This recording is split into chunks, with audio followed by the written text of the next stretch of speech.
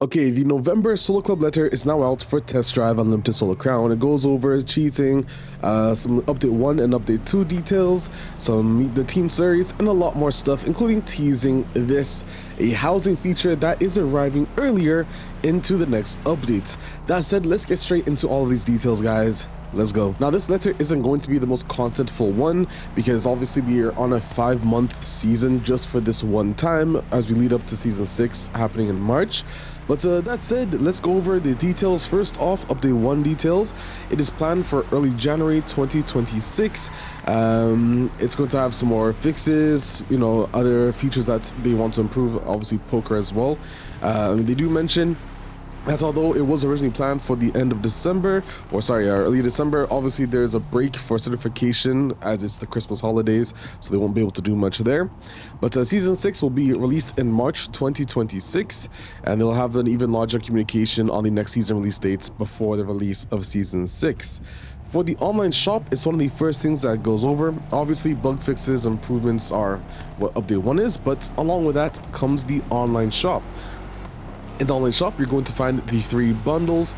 Those 3 bundles, of course, is going to be the Tiger vehicle, the Nissan GTR, then the M4 Puma edition, wide body with a wing as well, and the F-150 Adventurer, as you guys can see. Now, one thing that is not going to be available day one is the ability to purchase these vehicles individually from the bundle pack, which means that if you want the vehicle, unfortunately, day one, you have to buy the bundle, but they're looking for the ability for a future update to actually allow you to be able to spend money of the bundle individually. So if you just wanted the car or the livery or the cosmetic, whatever it is that's in the bundle individually, you can purchase it.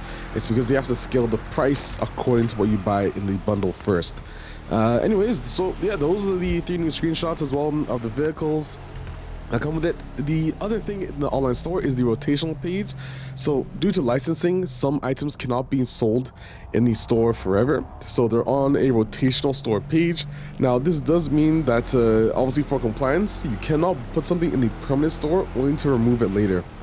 That is why there is a rotational store page, and the permanent store is obviously where stuff is and never leaves. You'll find like emotes, previous Solar Pass vehicles, which are on a 1 season timed exclusive. So Season 3 Solar Pass cars are going to be available in Season 5, Season 4, and Season 6, Season 5, and Season 7. And of course, these vehicles will not leave the permanent store, as I told you, because once they're in the store for the permanent store, they cannot go. There will also be Solar Pass rewards there previously on a 1 season timed exclusive as well, just as I explained with the vehicles. And previous live event rewards, which will just be added in the following season. There's no timed exclusivity for that. Of course, the Diablo VT is going to be one of those vehicles in the permanent store because it was arriving in, I think, Season 2, if I remember correctly. That would e-tron as well, and I think that would also mean the LaFerrari should be in the store too. You can also find other exclusive content added later to the permanent store exclusively. You guys already know here's just a quick gif of an emote that you can purchase in the store as well. There is a free diamonds claim, so if you go to the store once, you don't have to buy anything or whatever. You can just go to the store page and there will be a box where you can claim 10 free diamonds each week. Bada bing, bada boom, there you go. But as you scroll down, the next part of the letter is about the bug fixes and improvements. Some stuff that's fixed. Obviously, there's going to be more stuff. But the Dodge Hellcat SRT has the correct 8-gear transmission, removed gas station augmented reality stuff if you have the AR feature off. They fixed tortoise in the race hair, which if you guys remember that race, there's a rock that's literally in the road. That's gone. Fix the custom quality level setting for any upscaling method where it reverts back to its default value every time a player resets the game is another one. But yeah, obviously, just some nice fixes and improvements coming into the next update. And there will be patch notes, of course, before the update launches that will give you guys all of the details of what is being fixed for this season. Moving on though, the ability to sit down, as I told you guys. Now, the ability to interact with furniture is something that obviously is very important for the housing, and we do have a dedicated team working on the housing system. So all it is that this system was developed and they decided to bring it early on into the next update. And just to remind you guys, because I said this on Reddit as well, there is a dedicated team working on housing, like there is a dedicated team working on the official racing center, region lock, 8-player groups, etc. This housing feature is from the housing team. We just brought it to the public build earlier. This did not take any time away from the official racing center or network improvements, optimization, etc, etc. This is not what it is. So I know some people were like, bro, cool, we can sit down, bro. What about the rest of the game? Well, guys, we are still working on it. This is just something that's separated. It doesn't change really anything in terms of what we're developing for the next seasons and even right now as well. As I know that might be a fair complaint, but just so you guys understand game development a bit more, I'm just going to let that be said. Moving on though, of course, the Alpine livery is another thing, and it was said in the letter. That's the ability to put spoilers and customize these livery cars in the future is something that we're going to be looking to doing. I don't know what update it will be in, but at least it's something that we are going to be doing for a future update. Update 2 details will be releasing early February. So basically update 1 is going to be January, update 2 February, March, season 6. So at least there'll be quite a few updates in between leading up to the launch of season 6. Optimization and performance is the big one that should be improved with this update.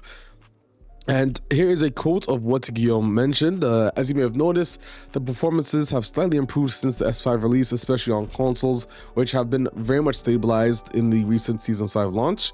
Right now, all of the teams, whether it's vehicle artists, traffic AI, map optimization team, etc., they're all working on how to improve the game and their area of work so that the game runs better with their systems.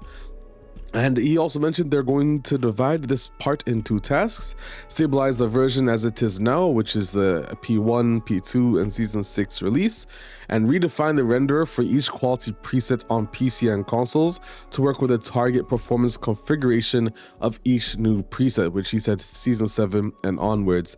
And he also said he wanted to apologize for the technical issues that we have encountered for the Season 5 release due to our work on the engine. And it was a large work, and they are trying to improve their QA testing as well for future updates, which is really good to hear. Now, on the topic of sounds, obviously the Aston Martin GT3 and the P72 received some updates in the sounds on the next updates, which is P1, so that is January. And the other thing is we quickly recapped again the sound issues with the M4 and the LaFerrari Aperta, some other cars we can be working on next. And as Guillaume said also on the topic of sounds, for now we have a lot on our plates with the new content. You guys know, the new cars, detective mode, housing. It's a big work for the sound team, and obviously the return of the Pagani, the V12s, very nice to see coming in the next season as well, guys. But of course, fixing the existing problems is also on the radar. Obviously, as I told you guys, stuff like the MP412C, the M4, the LaFerrari, with even the Koenigsegg as well. I think the Regera was mentioned, but this is all going to be the next topics for future seasons to be able to fix it. And of course, the SVJ Aventador, something you guys mentioned quite a lot. There's also another one with the DBS Superleggera that's being looked into, but you guys get the point. We're looking into all of the comments you guys mentioned on social media and stuff, so we can fix the game as good as it can be. Next thing is a stance on cheating. I mean, you guys get the point. Don't cheat in TDUSC. That's literally what it is, or else you're gonna get sanctioned. That's a quick summary of that part of the letter. Next is the Test Drive Community Week. This is pretty cool.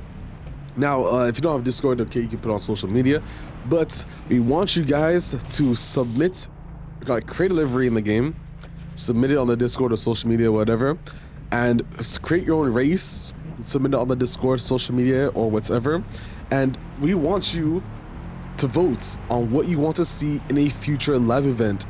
In Season 6, we're going to have something called Test Drive Community Week, where we pick 5 races from the community and 1 livery to give away for that live event that the community has created. I think it's a pretty cool concept that you guys will enjoy, so head over to Discord already. There are quite a few people who have put in some really cool liveries and some really cool and, mind you, very crazy races on the Discord so far, so you guys have got to check it out anyways, for sure. if you're interested in that. So there is that. The next thing in the letter is the Meet the Team series. What it is that we're going to start interviewing like developers of the game to kind of give some more insights on what they work on and stuff like that, which is going to be very interesting.